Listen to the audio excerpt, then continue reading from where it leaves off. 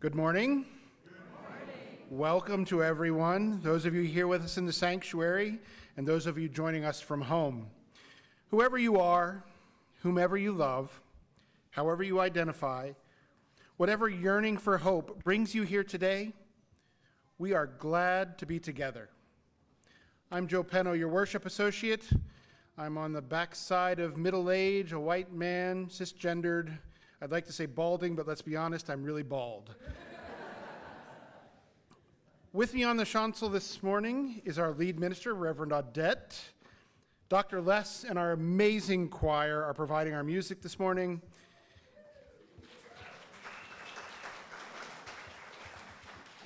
And the amazing Simon Jacobs is handling tech today.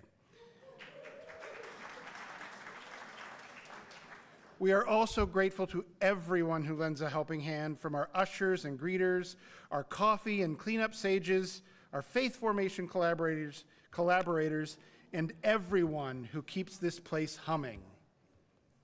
But now, please take a moment, settle your hearts, settle your minds and bodies, and prepare for this beautiful hour we're about to share.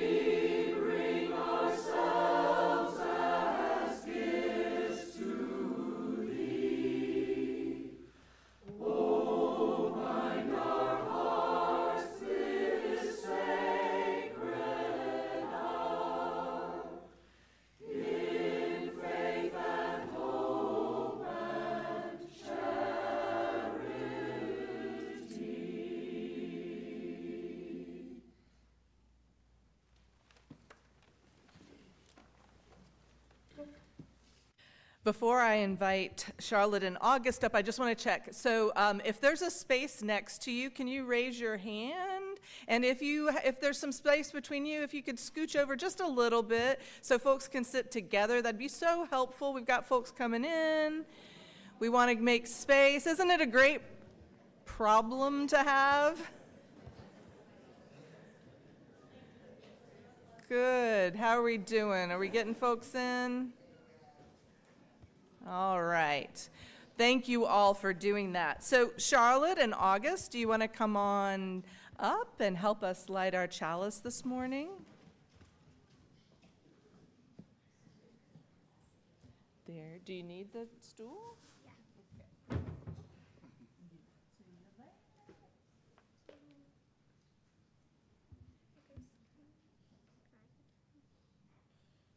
Whee. Hold it from the end. Terrific. Now turn away, turn away. There you go. Good job. Thank you both. These words that I'll share as an invocation and a chalice lighting are slightly adapted from a piece by my colleague Ian Riddle. Come, come, whoever you are. Do you hear that voice calling you, calling us? that voice which calls us together here today in this room, made holy by our presence and by the sacred breath we share in our singing and in our speaking and in our silence.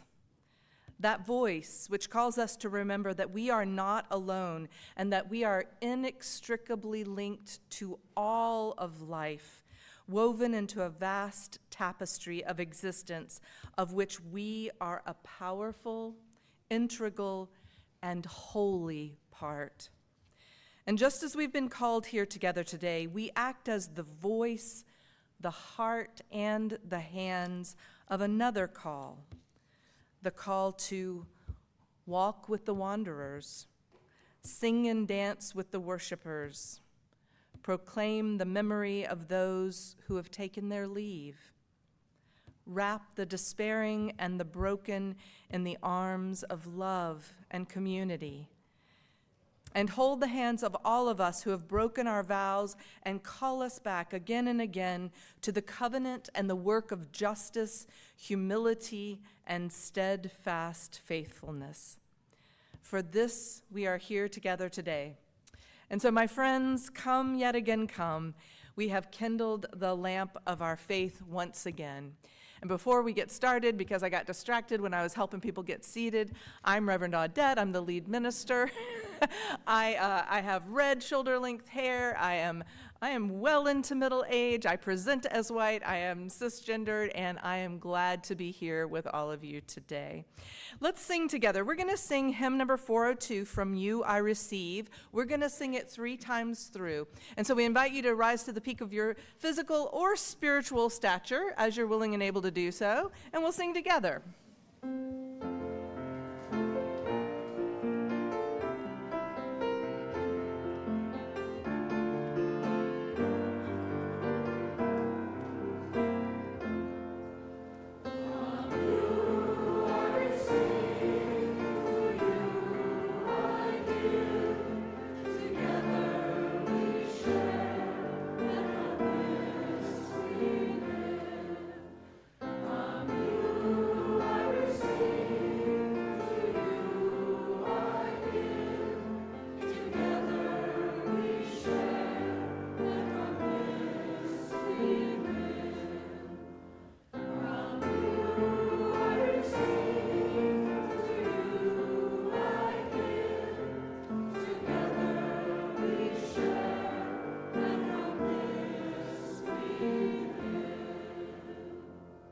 You may be seated.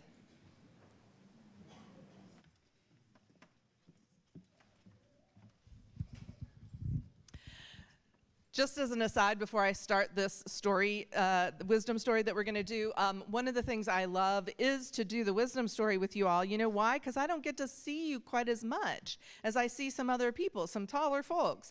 And this is one of my only times. But if you also love doing stories, let me know. I might let you do it sometime. Let me know. But today we're going to do kind of a funny thing. This is a story called What If Everybody Did? And I'm going to ask some questions. Will you help me with some answers to some questions today about what if everybody did? Let's start with something. What if everybody did things like, because when it's just one of us, we might think, oh, it doesn't matter. It's just one thing, whatever it is. But if one and one and one and it becomes everybody, what if everybody, go ahead, made tracks with muddy shoes? What if we all just tracked up in here with our muddy shoes or in our friends' houses? What would happen? What would it be like? It would be great. Ask parents, is it great? Look at this room, though. I am very curious. It looks like Spider-Man must live here, right? Because they're on the ceiling and the walls and stuff. Yeah, if everybody is careless with their mud, then it makes a big old mess. What if everybody stepped on Daddy's feet? Do you think this is what would happen? Is that pretty much it? They'd become pancakes, very, very long pancakes. What if everybody stepped on your feet? Yikes, ouch, that's sad. We don't like that, right? What if everybody made a smudge on the windows? Can you imagine, what if we had our Spider-Man moves and we made smudges on all these windows? What would happen if we were making that kind of mess? Can you see what happened here? Yeah, it got dark. Also, it's pretty gross, I think. It's not fun. But the same thing is true still. What if everybody smiled at the person sitting beside them? What would that be like? What if everybody was smiling and kind of friendly? What happens when everybody's smiling and friendly? Who wants to tell me? What does it feel like? Yeah, it feels pretty good. What if you're new here and everybody's smiling at you? What is that like? Can anybody say what that's like? Maybe a little unnerving.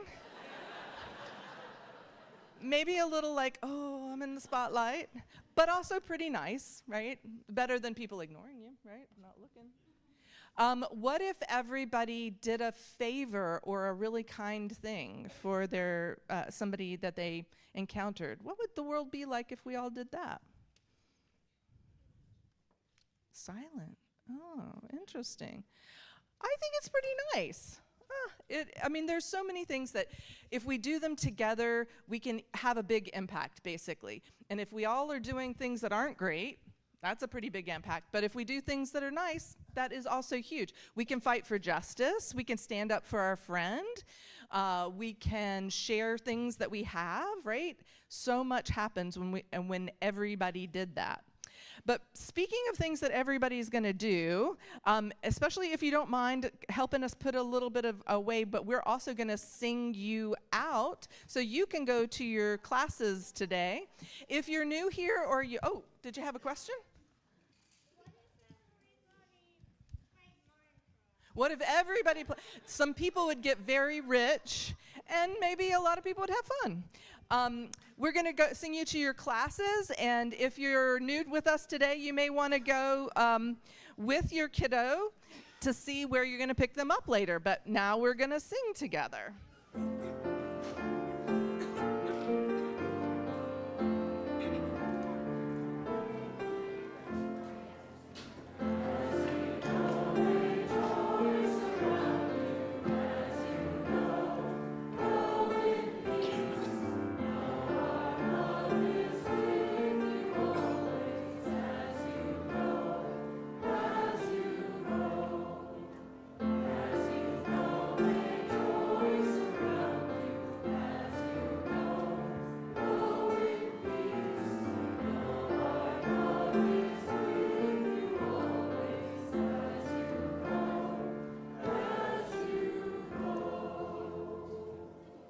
Thank you to our good helpers. It's okay if a few are left out. We're not worried about that. We appreciate it.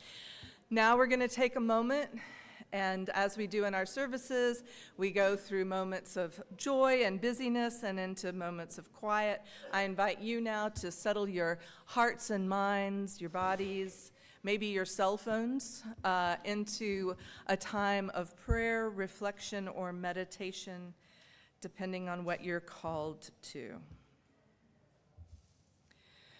The news comes thick and fast, and you, alone with social media or the den of TV journalists who, good or bad as they may be, must compete for your attention, and you at risk of constant overwhelm. Prayer is the act of pausing. It is the deep breath, the soul's outreach to a steadier something, solid ground beneath you, the whirling of sun and stars above you, the opening of awareness to a love that will not let you go. Days of danger are always a possibility, and the truth is, not everyone survives the day. From our birth, death has hovered, but it does not remove the wondrous acts of choosing how to live within the days given to us. When they come at you with threats, and they act in concert to overwhelm you, turn your head, Look not at the braying din and the capering monstrosities, but at the friends and companions who gather beside you. You belong to them, and they to you. It is their love which will sustain you, and their voices which will guide you, just as your love and your voice uphold them in turn. None of us is called to put out every fire that threatens to burn our lives, but each of us in our place must find the work of our hands and allow our own special genius to reshape our corner of the world. So yes, these are the days of shock and awe. It was always thus. Return again and again to the quiet here, and seek the comfort of friends, and then renewed, enter the round of days with courage and enough hope to light just the next steps along the way. And from many traditions we say, Amen, Ashe, blessed be, Aho. Also, at this time, we are going to light a special candle in remembrance. Our own Jen Johnson's mother died this week, and that is why she is not here. So we hold Jen and her whole family in our hearts this morning.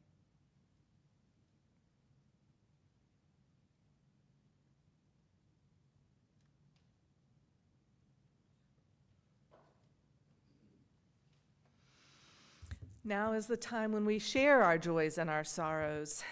We have a ritual that we do, a ritual of rocks and salt and water and flowers. And for all that grieves our hearts, we add salt to brine the waters that we share. And for all those things that bring us gratitude and joy and we are uplifted by, we scatter flower petals to symbolize that happiness and contentment. And now we want to invite you, depending on which side of the room you're on, to make 2 lines here on either side. There are rocks in these bowls. Many of us may not have done this before. You're welcome to come down, take a rock, and place it in the bowl to represent your joys and sorrows. You'll return through the middle. Just a reminder that if you need to scoot by, just feel free to say, oh, excuse me, and keep an eye out if people are trying to return to their seats. That helps us keep the flow going as best as we can. You also don't have to wait back. You can kind of keep the line coming. Don't feel like you have to leave a big ol' gap between you and the next person. But now we invite you, as we receive a gift of music, to line up for joys and sorrows.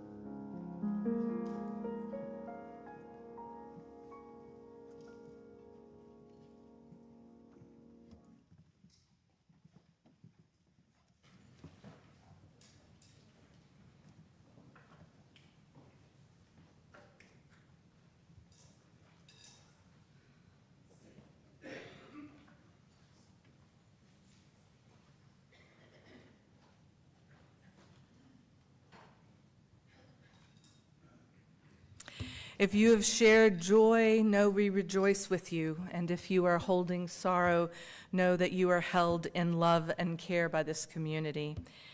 We add these last two rocks for all the joys and sorrows of our community, including those not present with us this morning in the sanctuary, because our community is one community, whether it's gathered or apart.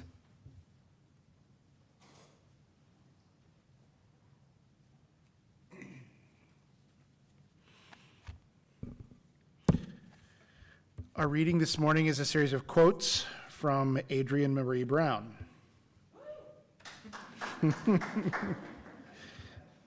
Organizing is to the community what spiritual practice is to the individual. Nature has taught me about fluid adaptability, about not only weathering storms, but using howling winds to spread seeds wide, torrential rains to nurture roots so they can grow deep and stronger.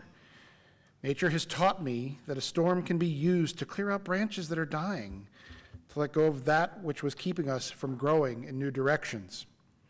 These are the lessons we need for organizing. As Octavia taught us, the only lasting truth is change.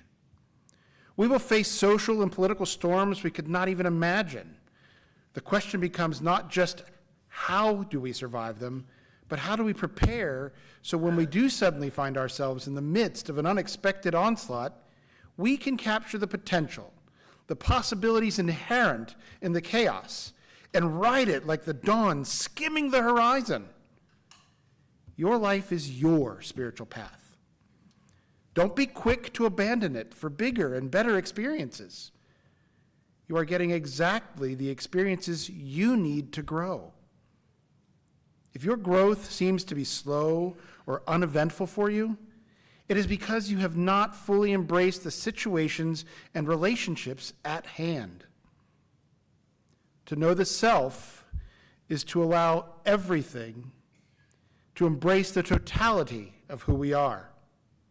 All that we think and feel, all that we fear, all that we love.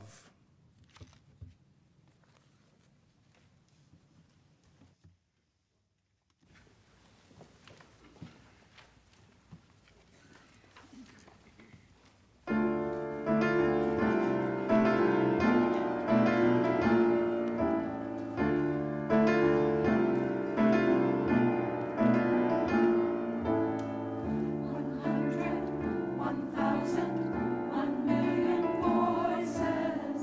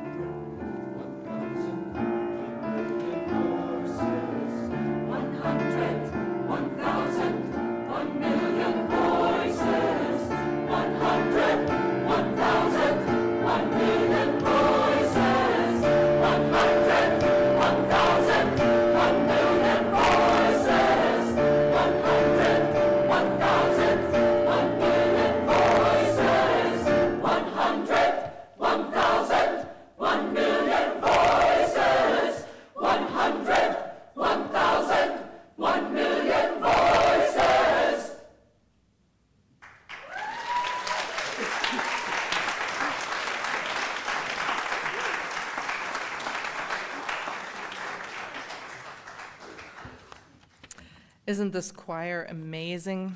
Do you see how it keeps growing? We are blessed, blessed, blessed. Thank you. I think my favorite time of the day is the gloaming hour. That time when the day and night are holding hands in passing, when the sun remains only in glinting highlights, but the darkness has not hidden everything yet from view. Instead, everything seems like a quiet version of itself, tucked in, no longer announcing itself clearly, but also not gone. It's kind of introspective instead. It's a brief time of balancing when one thing is essentially becoming another. John Muir once wrote in his journal, "This grand show is eternal. It is always sunrise somewhere. The dew is never dried all at once. A shower is always falling. Vapor is ever rising. Eternal sunrise, eternal sunset, eternal dawn and gloaming on sea and continents and islands, each in its turn, as the earth rolls." I think of churches this way. They're not our homes. We each sleep somewhere else. I mean, most of our meals, not all of them, but most of our meals are taken elsewhere. Our children's toys get put away in other rooms. They're not our places of work, except for a few of us, of course. Instead, they are that essential third place that sociologists remind us are so important. The physical places where we can gather with like-hearted others. That spiritual space where we have the chance to consider more deeply what matters most. Who we are, how we should live, how we should take a chance to move in a world that often moves much faster than the speed of human flourishing. So, we are 9 months into a new administration, one that many of us had and have an absolutely existential dread of. At first, I responded as my poor body and mind always have. Due to the particular dangers of my upbringing and my own personal history, I was hypervigilant, living a pace that was often frenetic, having to work overtime not to fall into what Thich Nhat Hanh would call the twin sufferings of addiction and aversion. Habits like drinking too much or binge watching TV too much, which are addictive patterns, or aversion, where you avoid people or conversations, informations, things that you need to actually take care of. That's aversion, right? And the lists go on. All of this, mind you, while I'm counseling others to pace themselves, practice deep self-care, find the few things that matter most and focus on those. In ministry, like in most helping professions, it can be hard to follow the advice of ages because you simply want to think through, you want to learn and know and understand, hopefully distill and lend a thoughtful hand to other people who are struggling with so much themselves. It feels like a lot of pressure. But I am human, like everyone. My capacity is just as finite as anyone else's, and I will never know all the things, nor can I, even with the most diligent and self-damaging of effort. Nobody can keep up with the pace of information and change. More than that, it's a fool's errand, and it belies my faith. I'm going to return to that in a moment, but I just want to pause for a minute on the limits of our capacities in a bewildering and stressful time of whirlwind change. I want to talk about outrage fatigue, which I think many of us are experiencing. Are you familiar with this word, this term, outrage fatigue? Yeah. If you're not, here you go.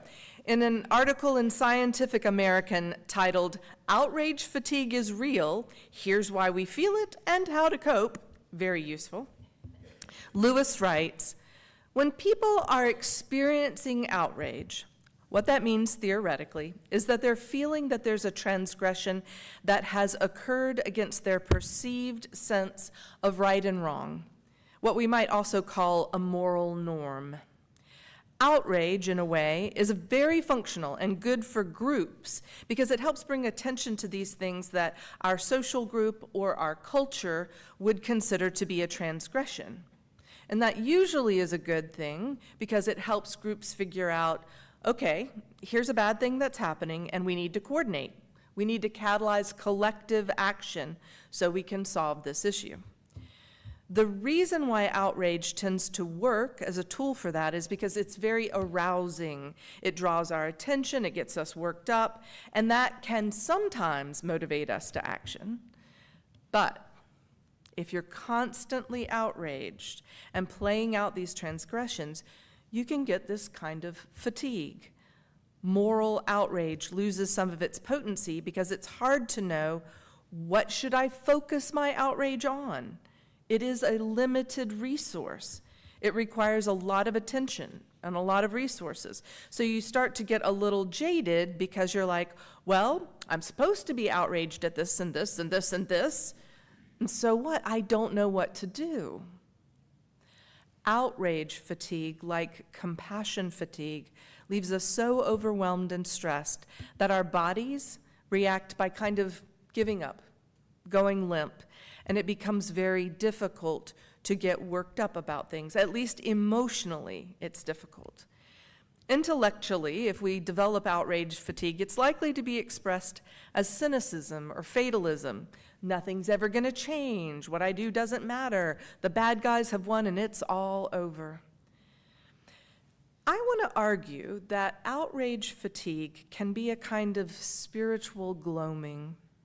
It's the point in our journey at which our bodies say, I cannot keep spraying adrenaline and hormones in response to every single moral outrage.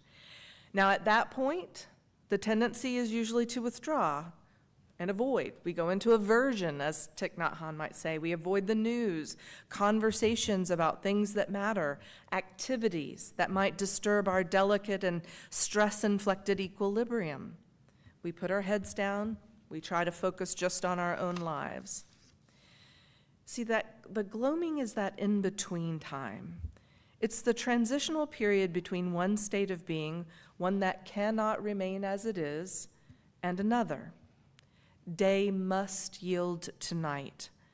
Our bodies can only withstand extreme stress for so long before it will yield to either rest, disease, or death. But the state of being we choose on the other side, when outrage fatigue has taken hold, it matters, you see, because the lesson of the gloaming is that one state yields to another, and the in-between is a soft, transformational place, a time when things are not as loud, they're not as clear-cut, they're not sharp and glittering and acute, but instead a place where we see everything more softly, where we have to travel more slowly, and where we know we are heading to a different destination from the one that we're leaving behind. So if nature conspires to remind us that states of being naturally flow and that both and spaces are transformational, well, what does our faith teach us?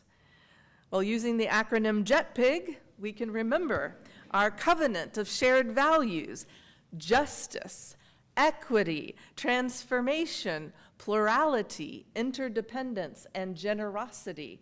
And what's at the center of all of that? Love. How do you feel about that love? Do you feel it strongly? If so, say love. Love, right, love at the center. And for me, the one that's very present at this time is actually transformation. My Star King seminary colleague, Sherry Purdum, wrote about the value of transformation. She wrote, "We adapt to the changing world. One of the hallmarks of Unitarian Universalism is the idea that revelation is not sealed.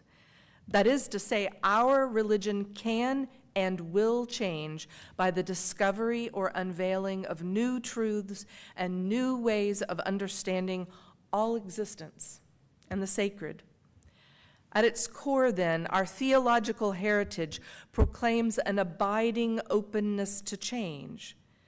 From our early roots in Universalist and Unitarian Christianity through the blossoming of humanism and ongoing dialogue with scientific developments to the reemergence of a sense of spirituality in that creative interplay with humanism, process theology, liberation theologies, religious naturalism, into this religious pluralism that embraces traditions and practices emerging from the very organic multi-religiosity of our Unitarian Universalists today. Unitarian Universalism has evolved in the context of a changing American and global society and in response to new insights from an ever-widening circle of voices and perspectives. So in a way that mirrors the openness of our tradition as a whole to change, Universalists and Unitarians also understand that every person is not fixed in belief or capacity or ethical orientation. Instead, in a spiral-like fashion that is never perfect and never finished, we pay attention and we learn from experience. We reflect on it religiously, supported by engagement in religious community. Then we respond and act in the world. And then we repeat that cycle. Our religious communities at their best are places where we grow our capacities to be with experience in all its complexities and paradox, to listen deeply to one another, to allow ourselves to be seen and held in love, and then to respond creatively and collectively. It is an article of our faith that transformation is a natural part of our spiritual development, and that it is a shared work to understand ourselves, the world, and each other better, so that what we are transforming into is a blessing and not a curse. Being a person of faith, engaging in spiritual deepening together, that provides the roots that allow us to remain strong, steady, centered in our values, even as the world around us churns. And a congregation provides, insofar as possible, a sanctuary where beloveds can gather, where we can be nurtured and strengthened, we can connect with others who care about similar things, we can make plans together, and then from here, we venture out into the world to change it. So this is our in-between place, where inner strength is nurtured and outer expression meets, where spirit is cultivated, maybe wisdom is gleaned, connections are made, those plans are developed, and community is fostered so we transform not just ourselves personally, but everything around us. So in a time of outrage fatigue, there is a very big risk in simply withdrawing. History has already taught us that again and again. Those costs to our own moral integrity, to the very lives of our neighbors and communities, to this tack when we just withdraw and turn inward and take care of ourselves alone. How we find a path to live with compassion and engagement, with joy and connection, even in a time of fear and repression, is actually the work of beloved community. We do it together. We do it by sharing that work of transformation. We're brave, we rest, but we also show up. And I know in times like this, the words of Edward Everett Hale keep coming up for me. This is something that I return to again and again. He said, "I am only one, but I am one. I cannot do everything, but I can do something. And because I cannot do everything, I will not refuse to do the something that I can do." How we engage speaks to our pluralism and spiritual diversity. Deepa Iyer reminds us that we show up in so many ways. I mean, some of us are frontline responders. Others are visionaries. There are builders, disruptors, caregivers.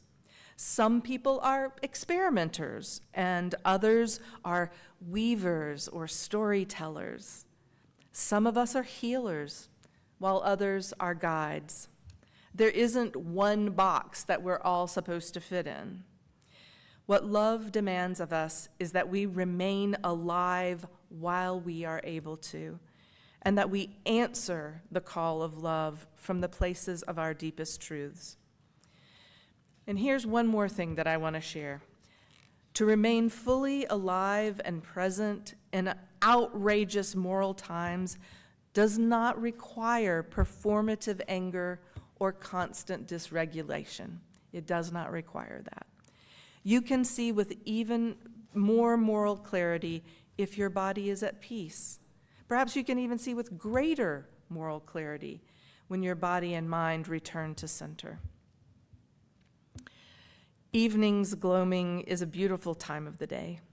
It can be a little frustrating or anxiety-producing if you can't see things clearly, like I can't. It's a liminal space. It's the transition between one state of being and another.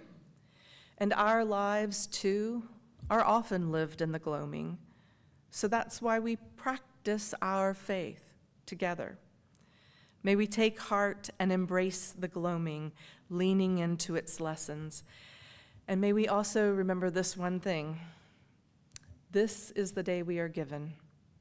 May we be present to all of it. Amen.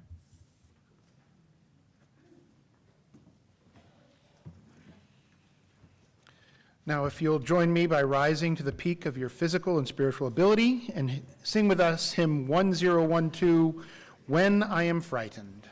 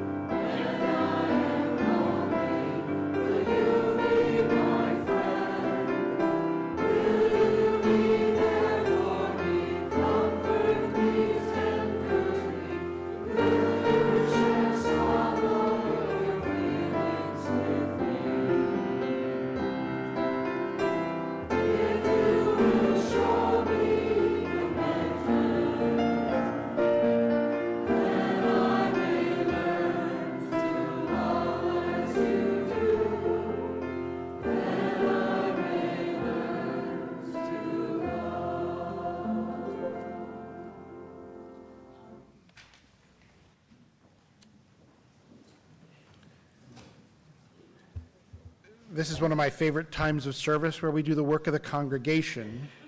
We have a couple of ushers that are going to have some microphones, and we're going to take this time to invite those of you who are visiting with us, if you would like, to stand, give us your name, where you're from, and we'd like to welcome you along. So we've got the ushers out there with the microphones.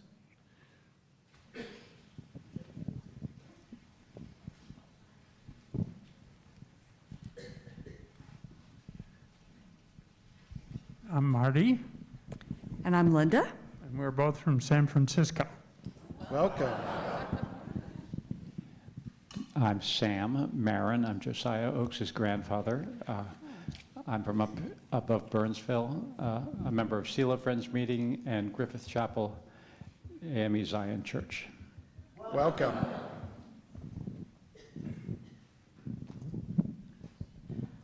I'm Jesse, I'm Corey. and we're just visiting from over the way in Maggie Valley. Welcome. I'm Pablo. I'm from here, Asheville. I've been here a while. And thank you for inviting me here. Welcome, Pablo. I'm Tiffany. I'm from West Asheville. Thank y'all for doing this. Welcome. Hi, my name is Courtney McKinney. I'm actually the Director of Lifespan Faith Development at the UU Church of Birmingham, Alabama. So I'm happy to be here. My daughter, who had to step out, is a student at Warren Wilson, so hopefully you'll see her more regularly. Welcome. All right. Okay. So thank you. Oh, we've got one more. One more.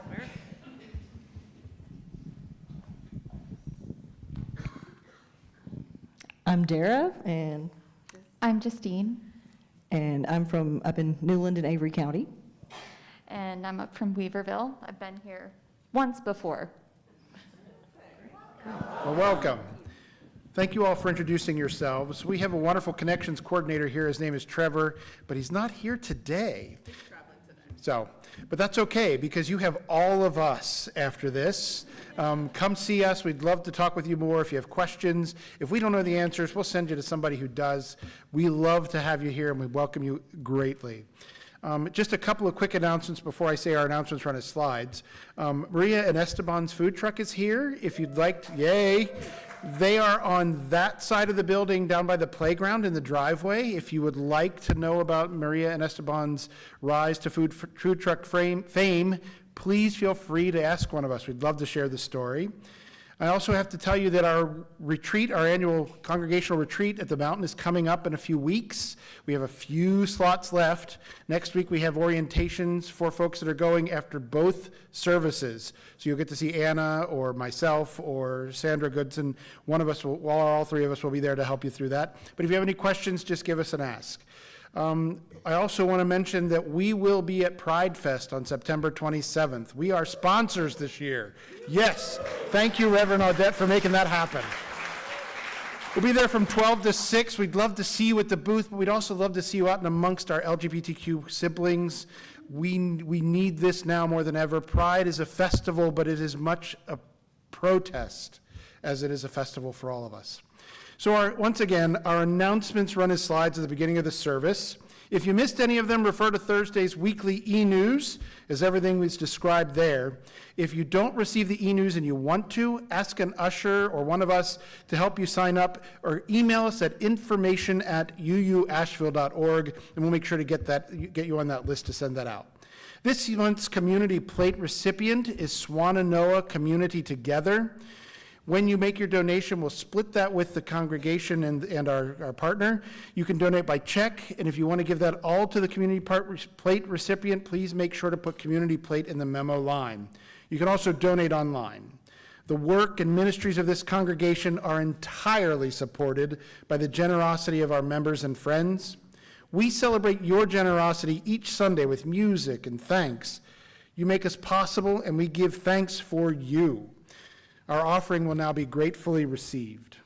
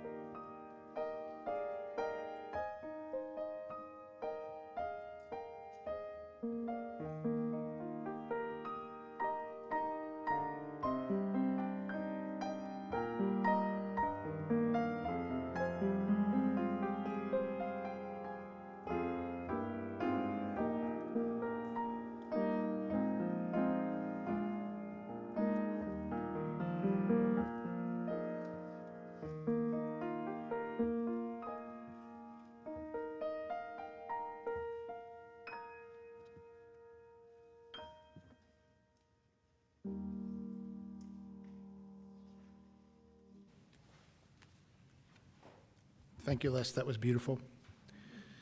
For the gifts of your presence, your time, your wisdom, and your resources, we are grateful.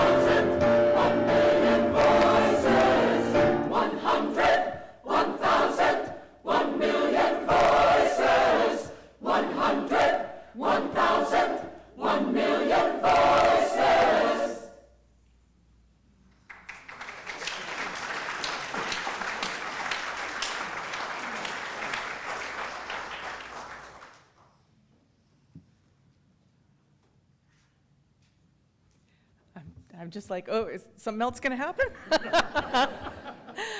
So quickly before we have our benediction and before we sing together at the end here, just two quick things. One is for those of you who may not have yet noticed, we will be having a Helene vigil and a book launching, because the book Proud Roads, which many of you know was written by Kelly and our congregation, and the money going to Swannanoa Communities Together. This is going to be a joint thing this coming Friday night, so keep your eye out for that, and if your heart needs a little bit of healing from Helene here on the anniversary, that's coming. Also, today we were supposed to have a worship associates meeting. We got a lot of last-minute call-outs, including Reverend Claudia, so we're going to reschedule that. Enjoy the food truck. We're going to get back to you very soon.